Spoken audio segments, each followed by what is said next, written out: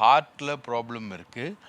அந்த அம்மாவுடைய இறப்பு இருக்கு இல்லைங்களா, ஒரு சீனியர் லாயர் வந்து அவரை சந்திக்கிறார். பாலினரிமன் சந்திக்கிறாரு. சந்திச்சுட்டு சொல்கிறாரு, சொத்து குவிப்பு வழக்குலேருந்து நீங்கள் விடுதலை ஆக முடியாது அப்படின்னு சொல்கிறார். அந்த சொத்து குவிப்பு வழக்கில் சசிகலா கன்விக்ட் ஆகிட்டு A2 அந்த தீர்ப்பில் வந்து சுப்ரீம் கோர்ட் தீர்ப்பில் வந்து 130 பக்கம் ஜெயலலிதாவை பற்றி சுப்ரீம் கோர்ட் ஜட்ஜு குன்ஹா இல்லை, சுப்ரீம் கோர்ட் ஜட்ஜு வந்து ரொம்ப மோசமான ரிமார்க்ஸை வந்து அவங்க எழுதுகிறாங்க. மோசமான ரிமார்க்ஸ். அதாவது நீங்கள் இந்த மாதிரி 1000 ரூபாய் வாங்கிட்டே போனீங்கன்னா ஒட்டுமொத்த இந்தியாவே வாங்கிடலாம் அப்படின்னு குன்ஹா எழுதினதை மேற்கோள் காட்டி அந்த தீர்ப்பு எழுதப்படுது.